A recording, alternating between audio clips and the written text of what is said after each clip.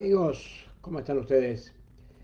Muchas gracias por estar allí hoy también acompañándonos y permitiéndonos acompañarles desde las 22 horas aproximadamente, estamos un poquito pasados hoy, en este ciclo que hemos denominado desde el Palacio Salvo y que nos permite estar junto a ustedes los martes y los jueves haciendo sonar las campanitas de las buenas ondas en primer lugar, levantando nuestra copita bolichera por la salud de ustedes, por la salud del país y por la buena salud de los colegas y amigos que conforman la red de periodistas independientes que ustedes recuerdan desde los primeros programas estuvimos acompañando y fundamentalmente apoyando la tarea que desarrolla desde Vocación FM y desde Diario Uruguay nuestro colega Eduardo Mérica. Estamos precisamente intentando comunicarnos con él para poder compartir en esta noche las experiencias que se están realizando desde hace ya un tiempo, juntando, uniendo, incorporando a los periodistas independientes a lo ancho y lo largo del país. Estábamos intentando comunicarnos, bueno, creo que tenemos algún problema técnico para poder hacerlo, pero queríamos saludar muy especialmente a Eduardo por varias razones. En primer lugar, porque estuvo muy sensible a algo que nosotros manifestáramos precisamente en nuestro programa cuando decíamos, Eduardo, ¿estás por allí? Estoy Buenas muy noches. pronto. Tú sabes que yo te estoy viendo perfectamente aquí, pero no tuve más remedio que empezar porque se me estaba yendo el tiempo. Veo que estoy al aire en Facebook, pero no sé si estaremos compartiendo tu imagen con los amigos. Me parece que no. No, yo No, tengo acá, no, se cortó. Acá me dice, mirá, sí. se me cortó. Se La, cortó el video tuyo ahí. Perfecto. Yo siento que estoy al aire, estoy en vivo todavía, así que No, sí, la oposición no ha ejercido por este lado, por lo menos. no, Espero que podamos reencontrar porque yo quería, le estaba diciendo a nuestros amigos, a ver cómo puedo hacer para que te vean. Acá estás, fantástico, mirá. Lo que no se hace con conocimiento se hace con otro recurso. está perfecto. Bueno, Lo voy a ver acá, lo ahí voy a te, ver si salís. ¿Está? ahí te estoy viendo. ¿Está? ¿Está? Qué bueno, Bueno, bueno. Salud, hermano, compañero. Al fin estamos al aire, juntos. no, yo solamente para mí es un sueño cumplido, poder tocar las sandalias de uno de mis maestros, así que ya está. Esta Bueno, noche ya está todo cumplido. pero qué Vamos, bueno. Bueno, mira, eh, me alegra mucho de poder hacer esto porque me hacía ilusión, como dicen los españoles, estar en contacto contigo, pero sabía que algún inconveniente técnico podíamos tener. Las campanitas de las buenas ondas para saludarte, para, para desearte lo mejor y para agradecerte mucho el esfuerzo que has hecho para crear esta red de periodistas independientes que hemos acompañado, como tú sabes, desde nuestros primeros programas sí y señor. que además está respondiendo a una necesidad del país, ¿no? Ujú. Muchas Sí, gracias por todo desde ya. sí, especialmente el interior, ¿no? Un interior que el otro día me decía un periodista de muchos años, de Durazno, que nunca interesó a Montevideo. Sí, Y bueno, nunca interesó. Y no estamos hablando de deporte, estamos hablando en general. Este, y bueno, hoy, gracias a la tecnología, todos los periodistas, el trabajo de los periodistas de cada rincón del interior, esa profesionalidad que han hecho con la práctica, porque muchos no han tenido la posibilidad de trabajar aprendiendo a gente experiente, ¿no? A gente apre- apre- experiente, bueno, aprendiendo a pura vida, ¿no? Golpe a golpe y verso a verso, cumpliendo la cierto, vocación. sí, porque hacían de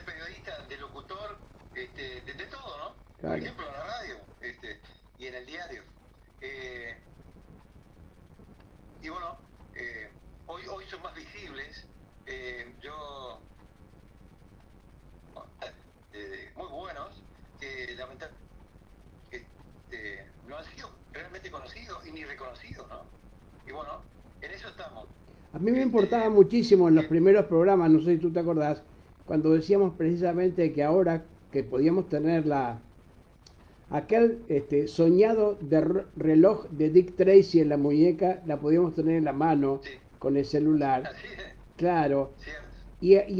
y se dio una coincidencia que por supuesto no fue casualidad, que yo estaba registrando, sin saber que estaba integrado a la red de periodistas, un acontecimiento que había pasado en un puente allá por Caraguatá, creo, y Sí, estaba y el colega lo había registrado con un enorme respeto por el hecho y por sus televidentes, sosteniendo que él prefería no mostrar cómo había... Era una camioneta que venía creo que de 33, cargada de cerámica, y había caído en un puente. Y yo sin saber que estaba integrado a la red de periodistas independientes, lo rescaté como una actitud de enorme respeto por la gente, hasta que al final mostró para confirmar que efectivamente era así, pero lo que más importaba para él era poder indicar que había ese inconveniente en la ruta y que las personas que pudieran estar viendo prestaran especial atención.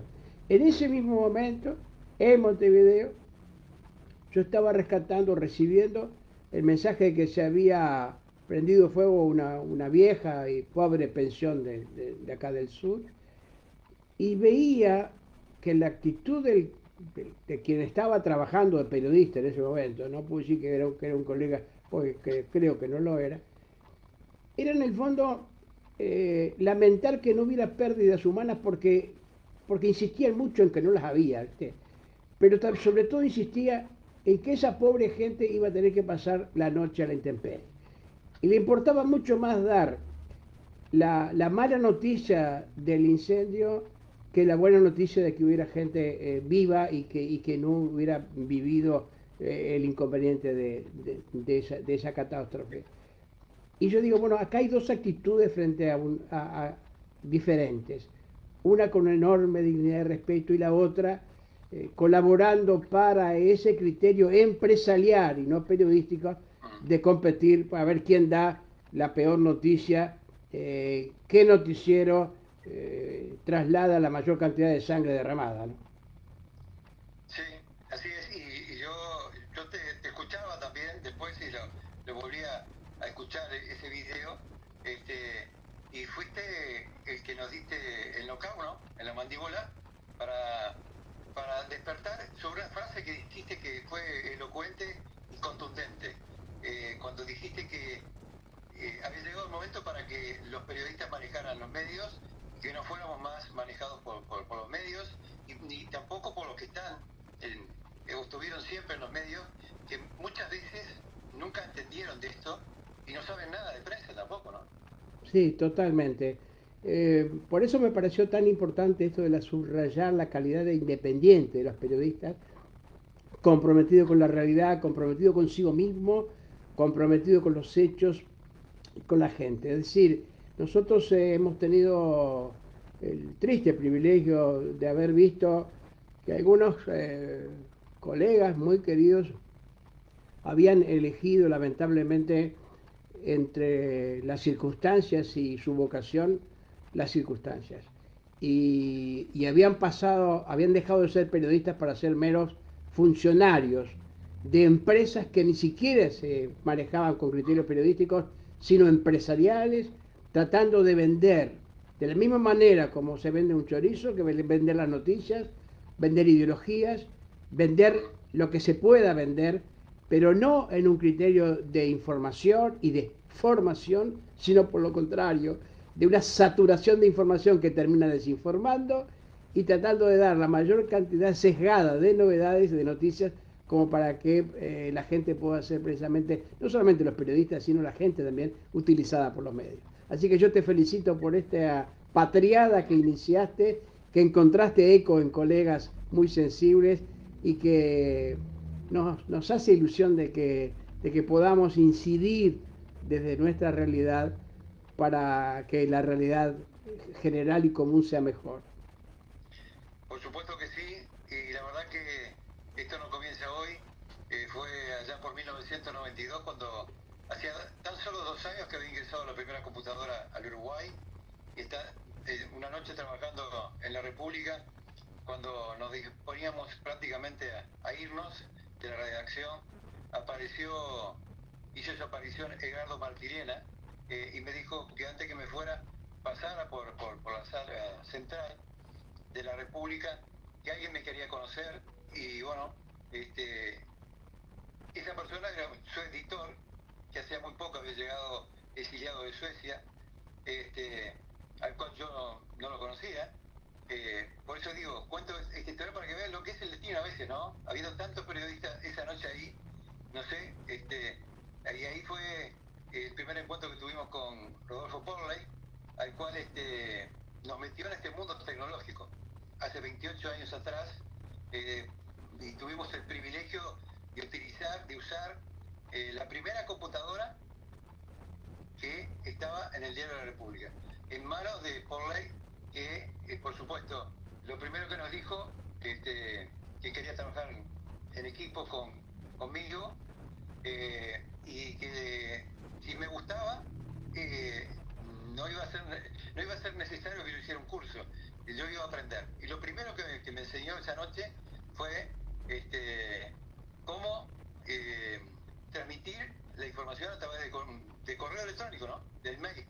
Es decir, y ahí empezamos todo un periplo por todo el país para transformar a los corresponsales del Diario de la República, que en aquel momento en cualquier punto del interior trabajaban con la máquina de escribir, y después tenían que ir a Antel a pasar las noticias vía fax. Recordar lo que era el fax. Había un horario de cierre en Antel. Si llegabas tarde, bueno, las noticias no llegaban a Montevideo, y si pasaba mal la hoja en el fax, tampoco iba a llegar. Claro. Es decir, y bueno, después que aprendimos cómo pasar la información a través del correo electrónico, tuvimos la grata responsabilidad de capacitar a cada uno de los corresponsales de la República para que tuvieran esa metamorfosis, ¿no? De pasar de la máquina de escribir a la computadora. Alberto, las cosas no se dan por casualidad. Y quiero recordarles a los amigos que cuando tú estás hablando de Rodolfo Porley, inmediatamente yo viajé a muchos años atrás, justamente al querido departamento de Durazno, recordando a dos queridos amigos míos, dos profesores del liceo de allá, un precioso, exquisito poeta, Enrique Williman, y Pedrito Fernández. Y habiendo pasado por Durazno, justamente para encontrarme con ellos, de viaje, vaya uno a saber, no me acuerdo ahora hacia dónde, creo que para arriba, para Salto, ellos me presentaron a aquel muchachito, un tal Porley que conocí por allá, y por lo tanto la presentación vino por el lado de dos docentes que lo reconocían como un gran alumno, como un tipo muy inquieto y con muchas ganas de conocer la realidad para incidir en ella, comprometerse con ella y tratar de cambiarla. Así que estás hablando de un amigo muy querido que lo conocí muy jovencito, y por lo tanto no es casualidad que también esté integrando el equipo de investigación de la red de periodistas independientes, ¿no? Sí, así es, porque Porley es un gran investigador. Sí. Además es alguien que puede estar un año entero encerrado en su domicilio o en la Biblioteca Nacional o donde sea para hacer la gran investigación. Tú sabes que yo recordaba cuando hablaba de la red que estabas iniciando, que trataba de decirle a nuestra gente que lo importante que era la creación de un mecanismo diferente, de una opción distinta. Y decía, mire, cada uno de nosotros podemos ser de alguna manera intermediarios entre una realidad que importa y la gente que necesita verla, que necesita conocerla, a través del uso, por ejemplo, del celular que tenemos en la mano. ¿Cuántas cosas están pasando que de pronto tú las ves allí porque estás justo en esa esquina o vas caminando por ese lugar? y estoy hablando de los barrios montevideanos, pero también estaba hablando fundamentalmente del interior del país, que como tú muy bien decías al comienzo de la charla, siempre fue para los grandes medios de comunicación, especialmente los capitalinos, los montevideanos, una realidad de segunda. Y proveniendo del interior, habiendo llegado también muy jovencito desde la capital, y lo recordamos ayer mismo en una charla con Jorge Robinsky, en un sistema parecido a este, recordábamos que la gran tarea que teníamos era la de tratar de que no hubiera, o colaborar para que no hubieran ciudadanos de primera y ciudadanos de segunda. Ciudadanos que tenían acceso directo a los medios, que estaban en contacto directo con los grandes centros de difusión y de producción, y los otros que teníamos que seguir enfrentando la realidad, no de ser de afuera, porque nunca nos sentimos de afuera, sino de ser del interior, de ser de adentro, que es exactamente lo contrario, ¿no? Totalmente. Y bueno, lo que pasa es que después, imagínate, estoy hablando 28 años atrás, hacía tan solo 2 años que había ingresado a la computadora al Uruguay, hablar de eso causaba en mucha gente miedo. Sí, claro. Acordate que no querés saber nada con aquellos grandes monitores, Pero ¿no? claro. Yo conservo todavía acá un teclado IBM que no sabes lo que pesa, ¿ah? Y que es irrompible, ¿no? Y lo que eran aquellos equipos. Pero mira, yo te cuento algo a propósito de eso. Una amiga, en la vieja época de la Cofradía de la Luna, mirá de qué años te estoy hablando, de los viejos años de las noches duras, me facilitó una entrada prohibida, absolutamente prohibida, a un lugar prohibido. Y pude entrar a una habitación refrigerada especialmente, con una enorme máquina, con una cosa que ocupaba prácticamente toda la habitación, que era una oyente del programa, querido oyente del programa La Cofradía de la Luna. Y era ni más ni menos que el gran equipo de Casmu, de aquellos de las tarjetas con los agujeros. Sí. Y yo entré subrepticiamente, secretamente, a un lugar prohibido al cual no se podía ir porque era una cosa extremadamente riesgosa para un lego que alguien entrara a ese lugar. Para mí fue como entrar en la NASA, algo parecido. Bueno, y ahora estamos hablando así tú y yo con este aparatito en la mano que no puedo creer, es un milagro para mí. Pero te quiero decir algo muy importante para mí. Esa escala que hicimos allá en Durazno, compartiendo con tantos amigos hasta las charlas preciosas del Sorocabana duraznense, que creo que fue el último que sobrevivió, era una escala en un viaje hacia un lugar que yo quería mucho y que quería ir, que era Salto, por varias razones. Por Enrique Amorín, por Quiroga, naturalmente, por los pagos de los naranjales, por su misterio, ir a la casa de Quiroga, ir a las nubes, a la casa de Enrique Amorín, pero además ir a los pagos de un querido amigo y de un colega que de alguna manera su vocación está presente en ti, y quiero homenajear y recordar con mucho afecto, con mucho cariño, a alguien con quien compartimos muchas intensísimas jornadas, compartimos inquietudes, compartimos... Bueno, y gracias a ti, hace escasos días, pude recordarlo más cercanamente cuando tú tuviste la muy buena idea de publicar una de las tantas históricas y maravillosas y magistrales entrevistas de mi queridísimo hermano de vida y colega Ramoncito Méric. Yo quería ir a Salto de alguna manera para estar cerca del espíritu de Marosa Di Giorgio, tan querida, aquella llamarada que nos sigue entibiando el alma, pero también de alguna manera para estar cerca de esa patria chica inicial, de los primeros asombros ante el mundo de Ramón Mérica, y por lo tanto, bueno, saludo en ti y en tu sangre a esa fraternidad que quiero tanto, que admiro tanto. Yo te agradezco porque el de Ramón, con el cual, bueno, como sobrino, aprendimos siempre todo, a expresarnos, a hablar bien, y lo hacía frente a mis padres.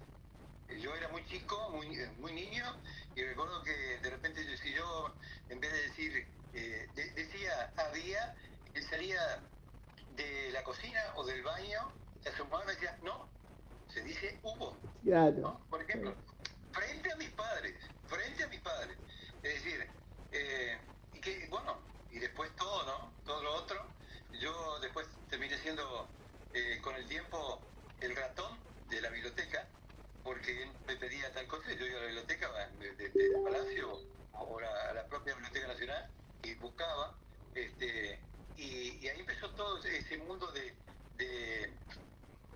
curiosidad por saber de todo, y no solamente es lo que tiene que ver con lo del el deporte, ¿no? Y por cierto, hasta los últimos días, porque prácticamente yo estando en Rivera viajaba a Montevideo, en el último viaje que hice, tengo la foto, se la voy a enviar, él de pijama, y a los 3-4 días me llama una prima diciéndome que estaba internado en la Sociedad Española. No lo podía creer, porque yo lo veía dentro de todo bien. Tuvimos una charla realmente a fondo, familiar, donde él me contó una cantidad de cosas, y entre las cuales me dijo una frase que me quedó para toda la vida.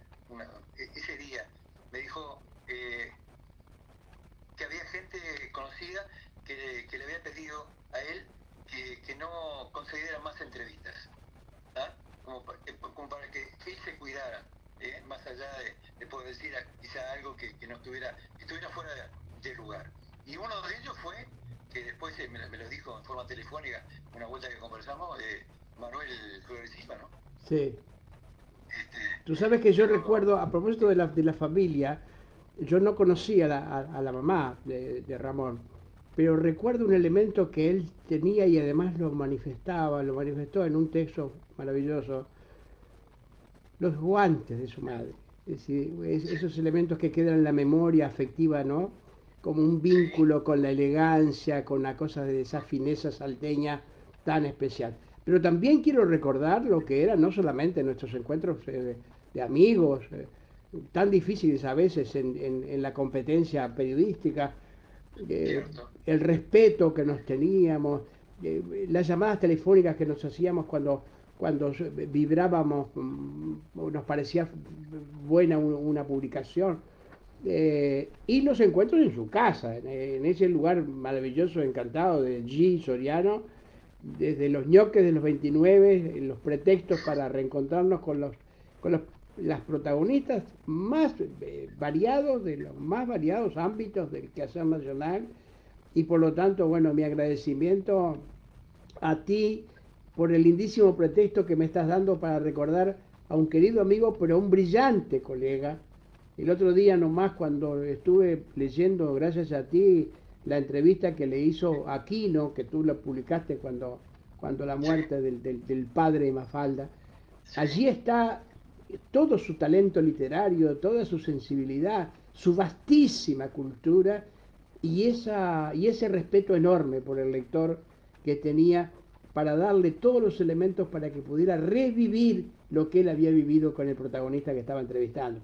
Un maestro, no solamente del periodismo, sino también de esa conjunción que de alguna manera es el periodismo de la síntesis de diferentes artes, diríamos, ¿no?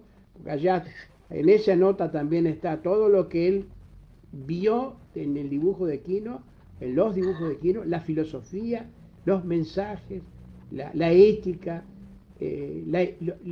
la luz que significaba cada uno de esos dibujos para irnos iluminando parte del camino, y lo rescató la sensibilidad de Ramón, sin duda alguna.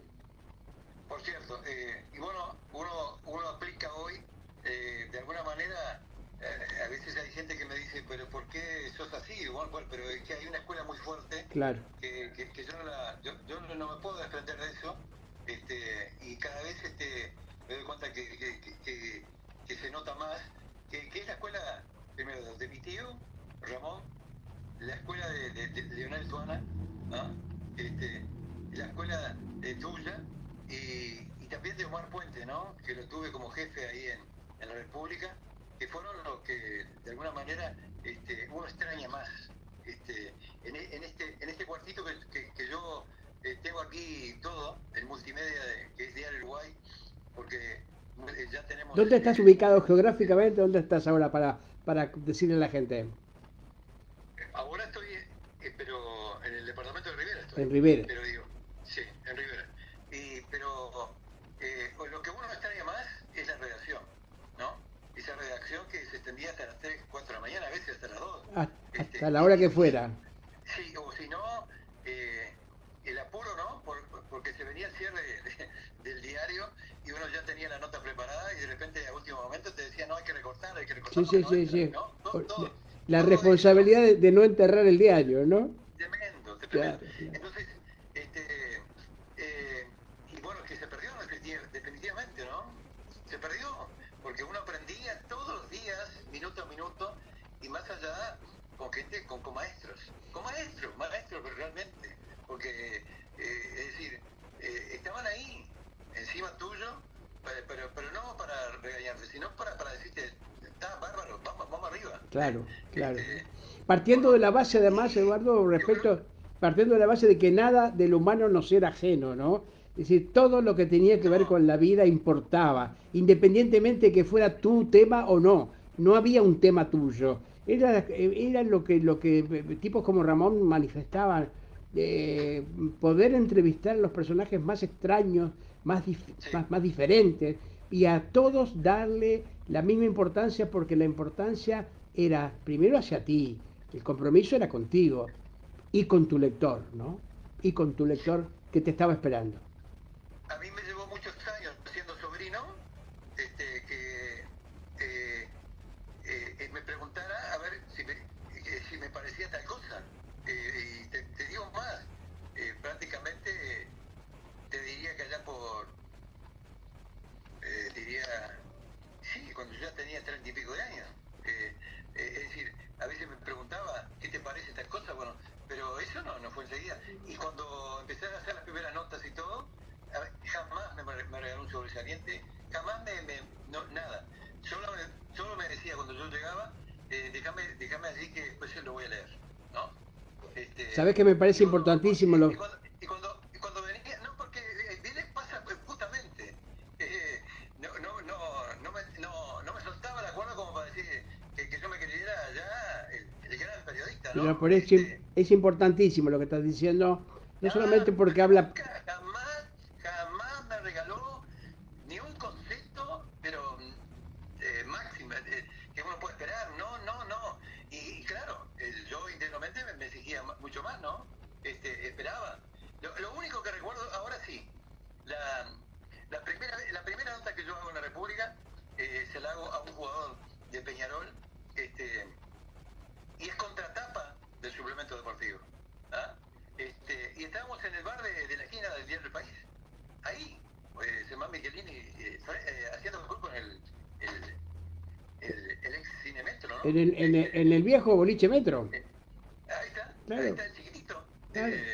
Bueno, estaban dos sucursales importantísimas, que estaba el Neutro enfrente por San José y el de la esquina, el Metro, ¿no? Sin ningún lugar a dudas. Así es. Pero es importantísimo lo que tú decís. ¿Sabes por qué? Para mí en este momento, no solamente por el homenaje y merecidísimo que estamos haciendo en Ramón a los viejos maestros del periodismo, sino también porque en estos tiempos donde nos duele y tanto ver cómo hay gente que está vendiendo supuestos éxitos en cursitos livianos, sea periodista en 15 días, sea famoso en 20, venga, págueme aquí que yo le voy a darle la fórmula del éxito de la familia. aquello de que tantas veces hemos dicho, ¿no? La fama, que son ni más ni menos que las migajas del festín de la gloria. Qué bueno que digas eso porque en tiempos donde nos están faltando referentes, creo que es buenísimo que pongamos mojones en el camino para darnos cuenta hasta qué punto hay gente que está inventando el camino y no ayudándonos a construirlo. Sí, y bueno, lo que yo estaba contando, la única escena que recuerdo fue esa. Estábamos en el bar, el metro, y yo había ido con la contratapa del diario a mostrarle que había salido la contratapa, la primera nota, ¿no? Y en eso apareció quién. ¿Quién puede aparecer? Un gran monstruo, ¿no? Aroxa. Aroxa Arena, querido, claro. Aroxa aparece en la mesa, entonces Aroxa le habla a él, ni me mira Aroxa a mí, porque no sabía quién era, y entonces él lo corta a Aroxa. Él dice, mirá, te presento a mi sobrino, mirá lo que salió en el diario. Eso fue lo único. Y después, nunca más. Qué lindo que recuerdes a Aroxa porque es un querido amigo. Es el orgullo de América, ¿no? De alguna manera, ¿está? Pero nada más. Vamos a ver si podemos... estamos reencontrándonos con Aroxa después de tanto tiempo, que fuimos compañeros de trabajo en el país y en el Mundo Color. Y sería buenísimo poder hacer una triangulación contigo y con Rodolfo. Ese genio maravilloso del dibujo. Pero qué casualidad o no casualidad, porque estás haciendo referencia a una entrevista que tú le hiciste a un jugador de fútbol y no puedo no recordar la entrevista impresionante que le hizo Ramón y que tanto revuelo causó a Morena en su momento, ¿no?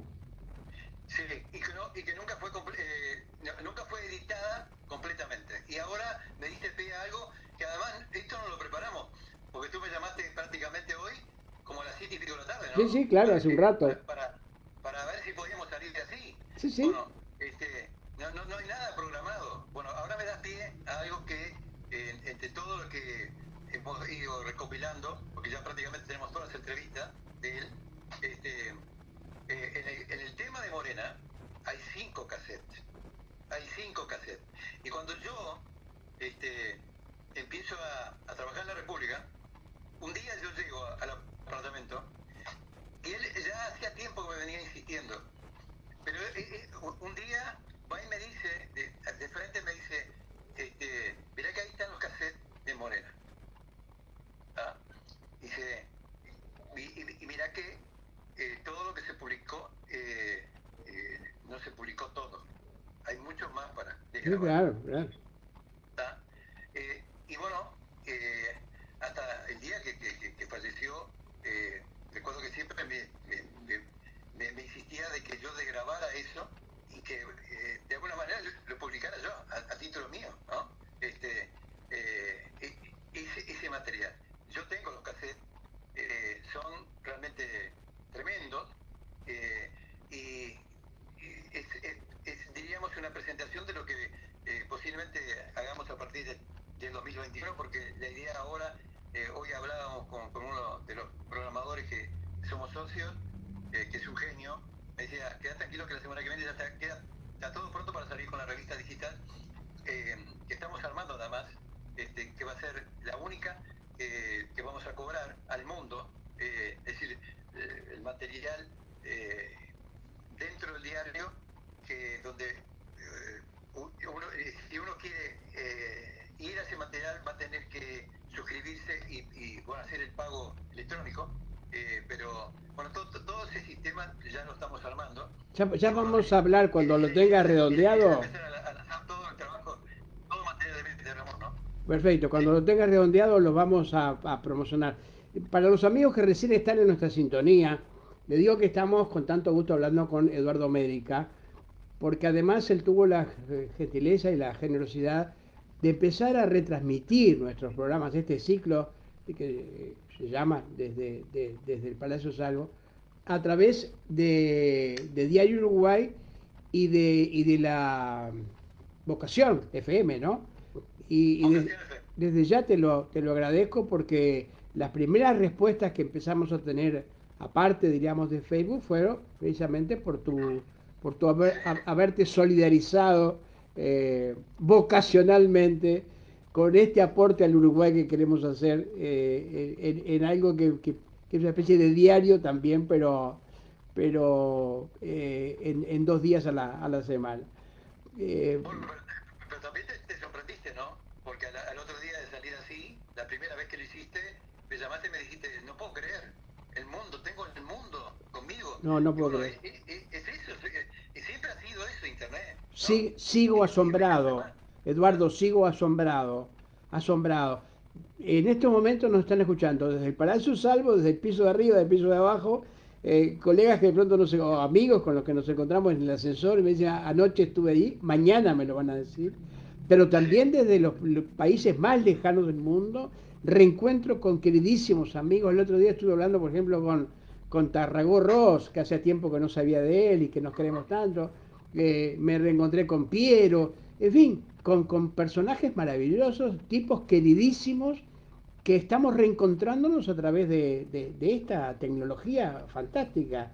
Pero yo te quiero insistir nuevamente en el trabajo que estás realizando, en el enorme compromiso profesional que estás realizando sin ningún tipo de concesiones.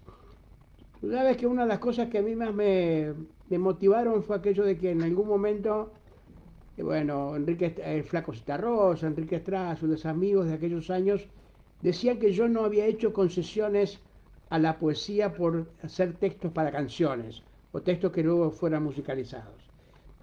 Y tampoco entendí que, bueno, vamos a hacer una cosa medio livianita porque es para el interior o es desde el Sí. interior, que también lo he escuchado, lamentablemente. O porque, bueno, como hay diferentes calidades de naranjas, también las hay de medios, y por lo tanto, si estás en un medio importante, tenés que hacer las cosas más importantemente, y si estás en un medio menos importante, hay que hacerlas menos importantemente. Nunca estuve de acuerdo, nunca coincidí con eso. Por lo tanto, el compromiso que tú estás teniendo, en primer lugar, para agradecerte públicamente esa sensibilidad y generosidad desde los primeros tiempos, desde estos primeros programas. Pero luego lo que estás haciendo a nivel investigativo de diferentes temas y las cosas que estás descubriendo en un mundo riquísimo.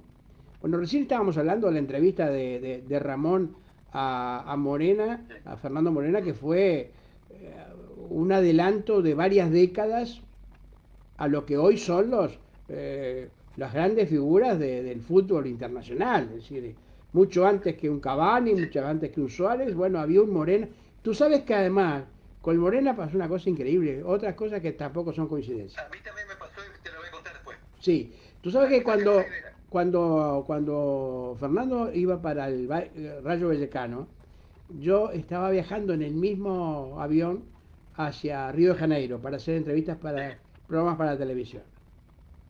Pasa el tiempo, por supuesto que charlamos sobre lo que significaba para él ir a España, ¿no? En ese momento.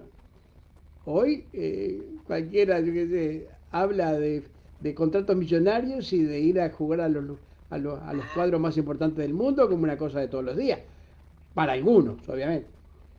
Pero cuando volvió, después de aquel trabajo intensísimo, donde participó tanta y tanta gente que ya aquello a Morena lo traemos todos, ¿te acordás? Eso mismo.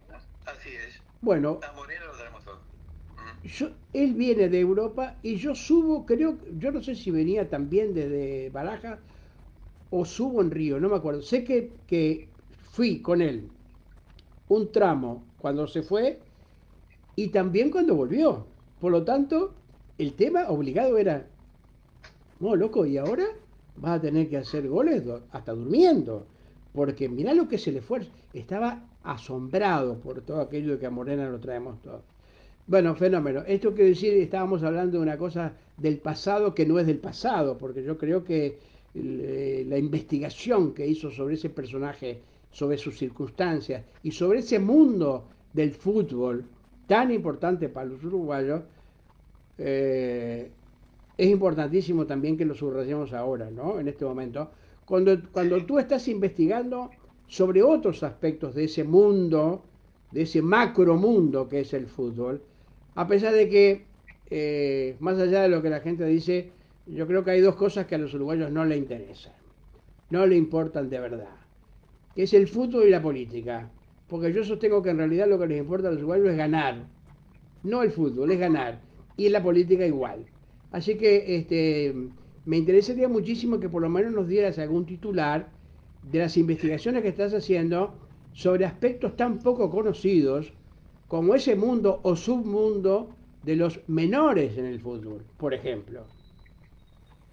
Sí, así es. Primero, el caso del encuentro con Morena acá en Rivera, con mi hijo chico, se da por un partido que jugó Peñarol con Tacuarembó en la tiro Paiva de Olivera, y esa noche, antes del partido, hay una especie de conferencia de prensa en el hotel, y al término de la conferencia yo lo busco, y cuando le digo quién soy, la verdad que quedó impactado, Claro, claro. ¿no?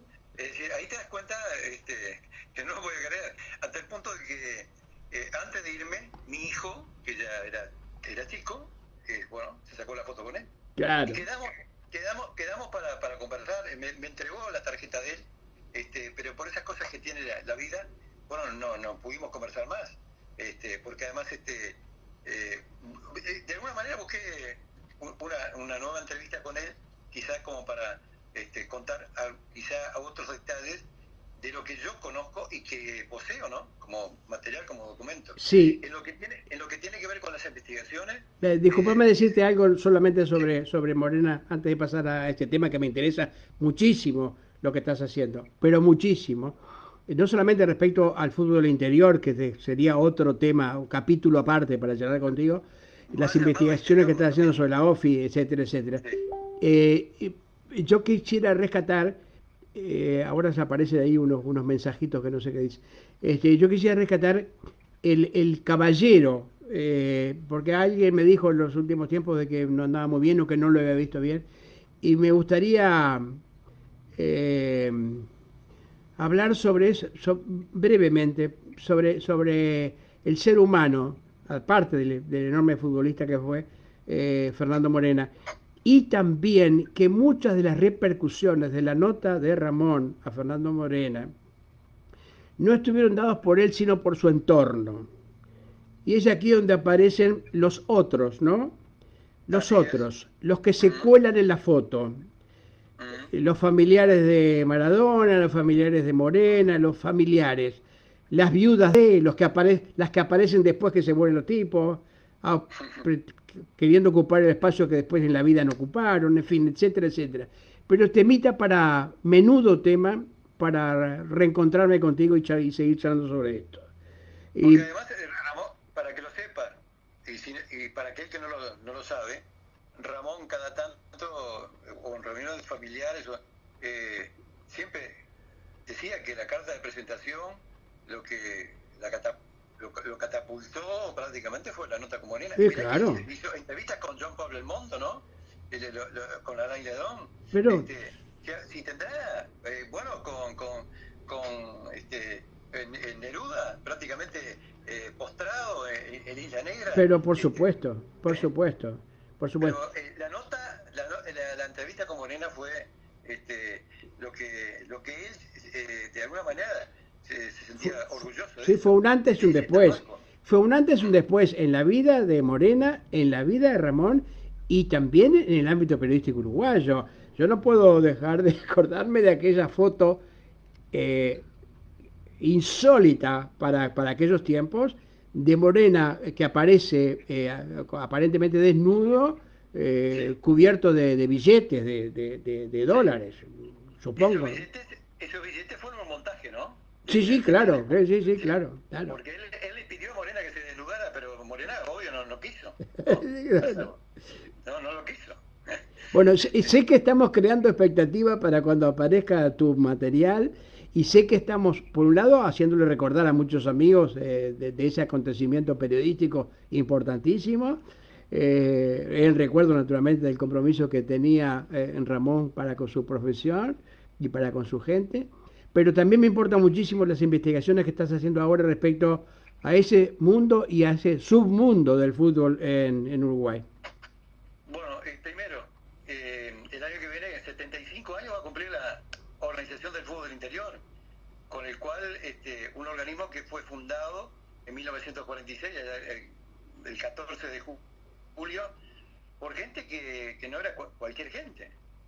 Estaba el doctor Guido Berro Oribe, el doctor Santiago Rompani, con el cual, gracias a ti, a la colaboración tuya, estamos ya en contacto y conversando y elaborando una producción tremenda de material fotográfico y también de testimonio a través de Graciela Rompani, hablando de los Rompani, hablando del doctor Santiago Rompani, cofundador de la OFI. Nada más y nada menos Rompani. Uno a veces se pregunta, ¿Rompani habrá perdido el tiempo en ir a Montevideo a fundar la OFI? Ese maravilloso salteño también, que yo te voy a dar con mucho gusto una copia de una entrevista que realicé para nuestro ciclo Un Día en la Vida, donde, entre otras cosas, porque yo además tuve, entre otros privilegios, el hecho de contar con él como analista de los hechos internacionales en el programa que yo tenía en la mañana del Espectador. Sí, yo lo escuchaba. Bueno, entonces un día me dice, patroncito, dice, don Santiago Rompani, 2 veces ministro de Estado en el gobierno de Luis Valle. Me dice, patroncito, el martes, ¿puedo faltarle al conchavo que tengo con usted? Sí, por supuesto, don Santiago. ¿Y por qué va a faltar? Porque voy al médico. Ah, ¿y qué le pasa? No, va a ser como un diálogo de teatro. Después yo le cuento. Cuando volvió, me contó. ¿Cómo le fue con el médico, doctor? Me fue bien. Y lo cuento especialmente para aquellos amigos que andan con dolor de rodillas o se están dando cuenta, como decíamos ayer con Jorge Rovinski, que uno a veces es más joven que su cuerpo. Sí, es cierto. Entonces digo, ¿y cómo le fue? Y bien, dice, llegué y me dijo, ¿qué tal, doctor Rompani? ¿Cómo le va? Bien, bien. ¿Por qué viene? Bueno, vengo porque me duele la rodilla izquierda. ¿Y usted qué edad tiene, doctor? Yo tengo 85 años. Doctor, 85 años y no quiere que le duele la rodilla izquierda. Sí, ¿sabe lo que pasa? Es que la rodilla derecha también tiene 85 y no me duele. Entonces... Con el doctor Santiago Rompani, y ahora si está escuchando o va a ver este video Graciela Rompani, no se lo dijimos, no se lo contamos, pero digo, con el doctor Santiago Rompani, en ese apartamento de Yaguarón y Biscuí, ahí le hicimos una extensa entrevista en la Cueva del Oso. Ahí va, ese atelier que era impresionante, la cantidad de libros, bueno, hasta el escudo de la familia, ¿no? Sí, sí, claro, claro, claro. Recuerdo las cosas que me dijo ese día. Primero, me dijo, después que me dijo, no puedo entender cómo Rodó regresó al Uruguay después de haber escrito Ariel. ¿Ah? Me dijo eso. ¿Ah? Bueno, lo otro que me quedó para toda la vida fue, bueno, esa capacidad de oratoria, la voz impresionante, ¿no? De él. En la época de la oratoria teatral. Sí, ahí está, eso mismo. Y bueno, y ahí bueno, y al irme de la entrevista, me dijo, usted tiene que leer a Anatole France. Bueno, ese personaje maravilloso... Me fui a Rubén, a Titán Albaja a comprar. A comprar, claro. Libro, ¿no? Claro, porque se sentían en la obligación... No lo conocía Anatole France. Bueno, pero ya era hora. Una de las cosas que me pareció importante, qué bueno que estemos recordando tantos amigos importantes, porque esto puede servirle a alguien que de pronto el abordar diferentes, con una visión amplia en los medios de comunicación, todos los temas, como decíamos hoy, que pueden ser importantes desde el punto de vista humano, son como llaves que abren otras puertas. Y por lo tanto, anda a saber a quién le podemos estar abriendo una puerta en el recuerdo de Ramón, en el recuerdo de Fernando Morena, en el recuerdo del doctor Santiago Rompani. Porque el doctor Rompani, ese doctor que tú lo viste en esa casa tan elegante, con la presencia del buen gusto de Ventura, su mujer, de sus hijas encantadoras, nunca olvidó que venía de aquella pobreza dignísima de aquel barrio de Salto. Un hombre que jamás olvidó sus orígenes, un hombre que además demostraba con sus hechos, con su inteligencia, con su compromiso con la vida, aquello de que una cosa es la pobreza y otra cosa es la miseria. Un hombre riquísimo desde el punto de vista personal, que nunca olvidó su pobreza y que la dignificó a través de un trabajo permanente y no sacando provecho de ello, como lamentablemente vinieron después aquellos que no solamente trabajan de pobres, sino que hacen la apología del pobrismo. Nosotros jamás vamos a colaborar con la apología del pobrismo. Y uno de los ejemplos que nos ha enseñado que así debemos obrar es el de la vida y el de la obra de don Santiago Rompani.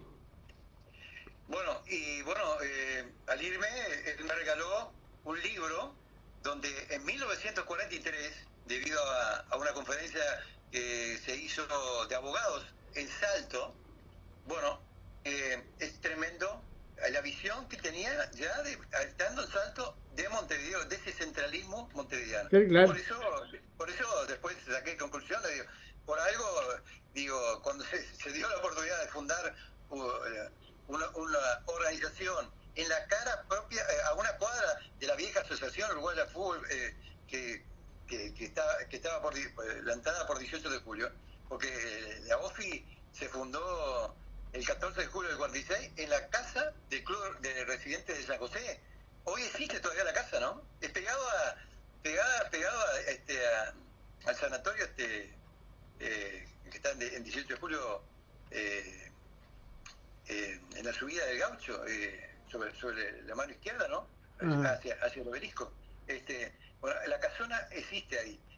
Y a mí lo que me sigue llamando la atención es la ironía cada vez que paso por la sede actual de la OFI, que la Organización de Fútbol Interior sucede que de Montevideo. Sí, claro. Sí, pero lo más lindo de todo es lo que estamos conversando con Graciela, que fue una del interés nuestro de conversar con ella, era saber la historia de esa casa. ¿Sabes por qué? Porque esa casa que hoy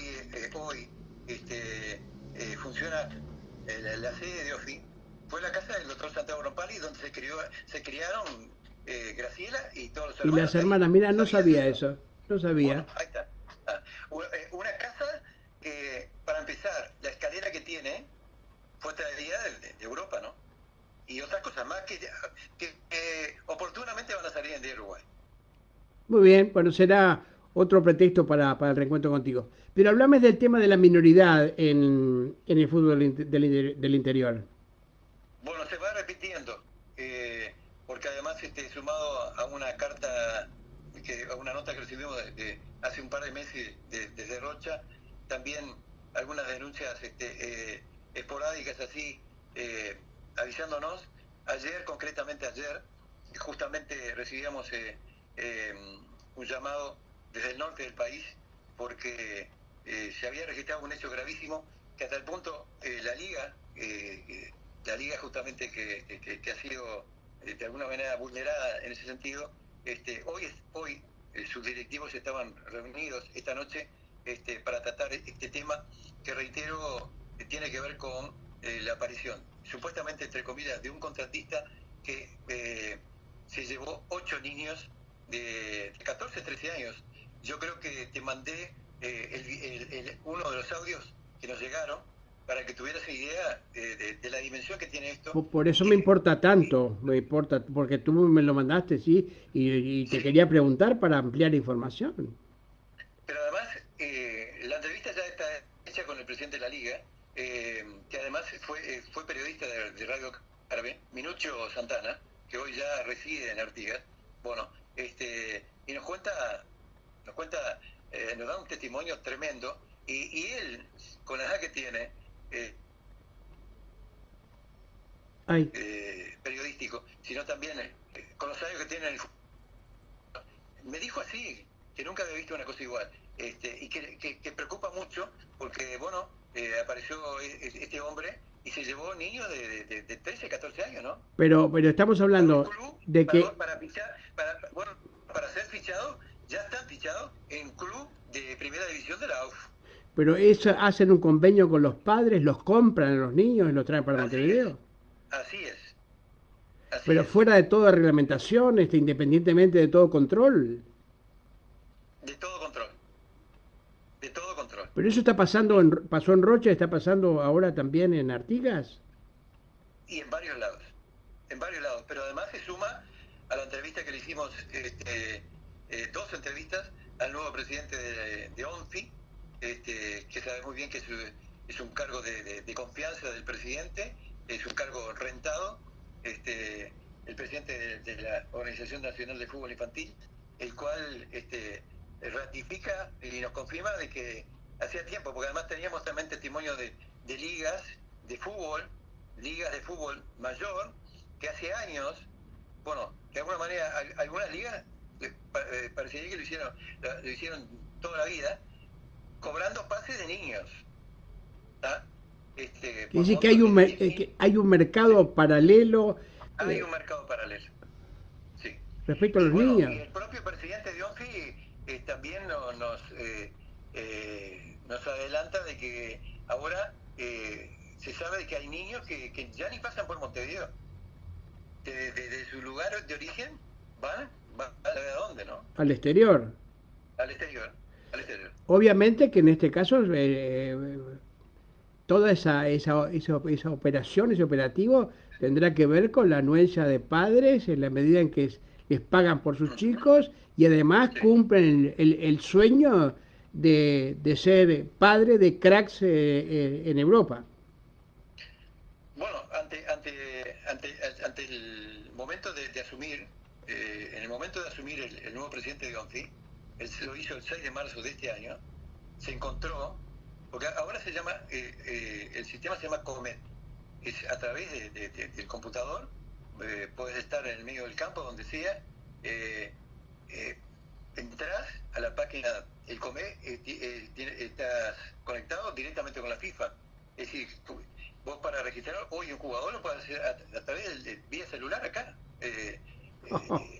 Registrás el nombre y automáticamente está el niño o el jugador registrado en FIFA.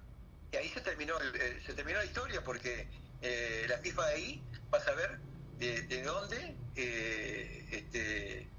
dónde nació el jugador y bueno, futbolísticamente dónde nació ese jugador. Lo cierto es que el presidente de ONFI asume, y de 60.000 niños que juegan al fútbol infantil, se encontró con que había 10.000 fuera del sistema Comet. 10.000 niños 10.000 niños fuera del sistema Comet. Lo otro que preocupa, de 8.000 entrenadores, hay tan solo 1.500 o cerca de 2.000 que tienen el carné respectivo oficial de ONFI para poder hacer ese trabajo. Es decir, que hay otros que no se sabe si tienen antecedentes penales o qué. Es decir, estamos hablando de los contratistas, diríamos. No, estamos hablando de entrenadores. Entrenadores. Que trabajan con los niños en los clubes de fútbol infantil. De 8.000 entrenadores que hay allí, por todo el Uruguay, tan solo hay 1.500, 2.000 con el carné oficial. Hasta el punto que hoy me decía que a partir del 1 de enero de 2021, este nuevo gobierno de ONFI va a exigir que todos, tanto árbitros como entrenadores, tengan el carné que expide ONFI para estar registrado, ¿no? Para poder hacer la labor ante diríamos, acá se trata de niños y niñas, ojo. Claro, niñas que también juegan al fútbol. Sí, así es. Sí, niñas y niños. Y bueno, y en lo que tiene que ver con el interior, esa falta de difusión, ¿no? Que existió toda la vida, que hoy, a través de la red, es posible ida y vuelta, que era imposible por los costos. Imagínate antes, para hacer una llamada telefónica a un dirigente desde Montevideo, desde un medio de Montevideo, era muy costoso. Claro. Había que pedir todo tipo de autorización y Claro. ver si te autorizaba. Claro. Hablar tan solo unos minutos. Hoy, vía celular, vía WhatsApp, uno tiene la posibilidad de estar en forma simultánea con el hecho y poder hablar con la persona que tenés que hablar. Claro. Está muy relacionado con lo que decíamos hace un rato nomás, a propósito del compromiso que tiene la red de periodistas independientes para con el profesionalismo verdadero de la comunicación y fundamentalmente en base a los referentes que hemos mencionado. Hacíamos referencia también a aquello de que en estos tiempos se está vendiendo el producto de la famita, ¿no? El producto de ser conocido, rico y famoso en 15 días y a un alto costo. Acá con esto se terminó. Obviamente, acá con esto se terminó. Sí, pero obviamente que el tema del fútbol también pasa por ahí, ¿no? Y especialmente el fútbol infantil. Yo he visto en los campitos de la Rambla, cuando existían, padres que llevaban sus nenes ya teñidos de rubio para vender la imagen del futuro crack y disfrazaditos de Forlán o de quien sea. Sí, así es. La idea es eso, y bueno, somos 67 hoy, integrando la red. Por cierto, de que ahora comienza una etapa de capacitarnos para estar trabajando en equipo, en ese sentido, pero lo más importante es que ahora sí, cuando el hecho ocurre, uno tiene que esperar los informativos de los canales de televisión de Montevideo para enterarse de las cosas y a veces no enterarse del todo, ¿no? Por supuesto.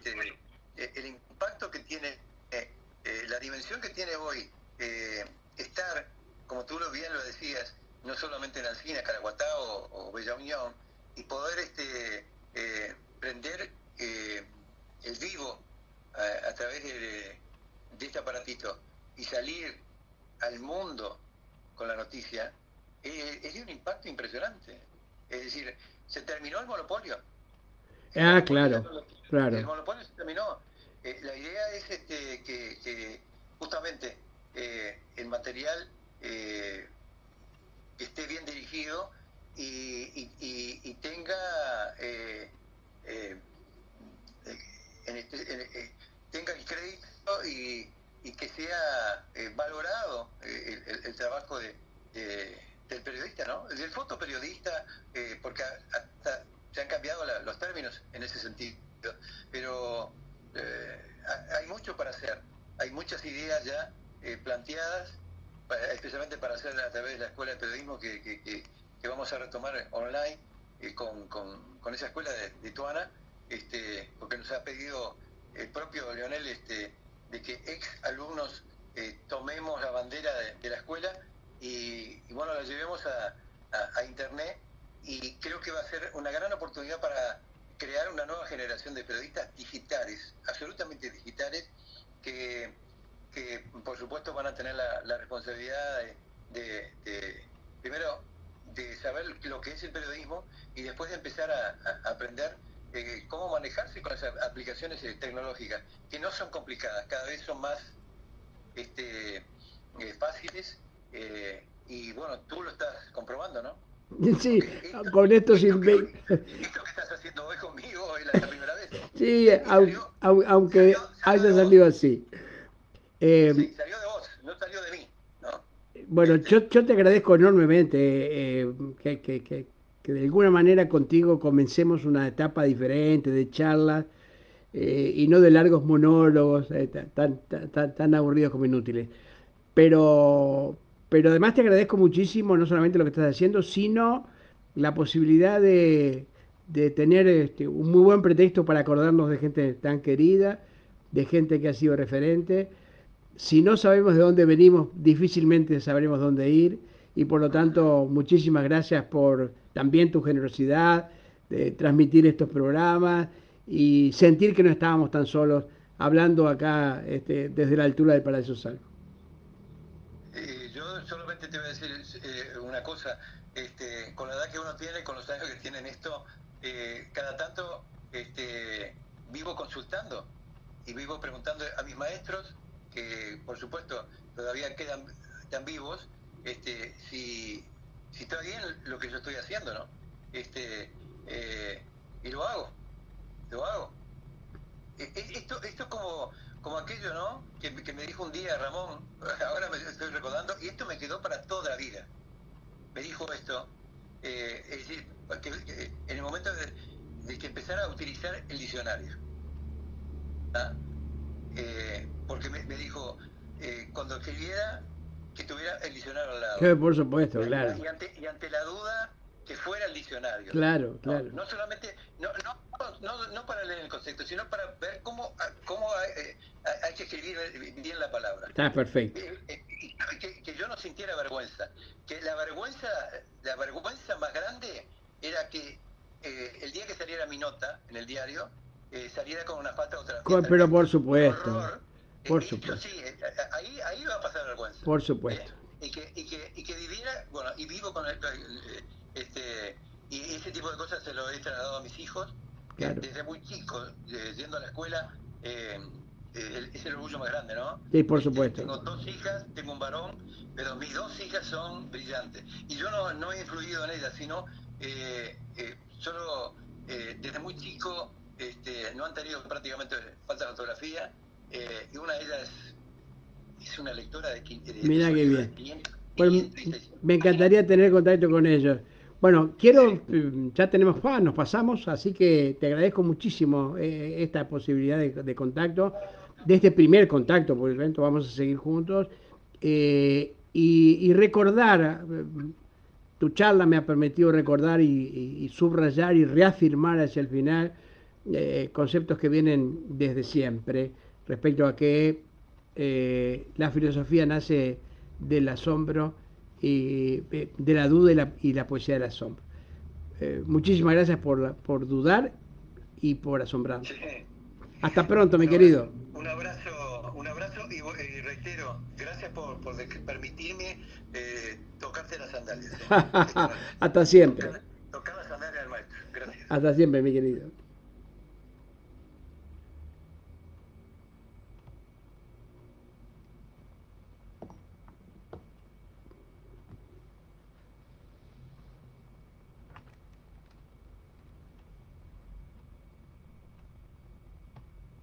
Bueno, nos vamos, amigos, muchas gracias por todo. Nos encontramos el próximo martes. Hasta entonces, muchas gracias.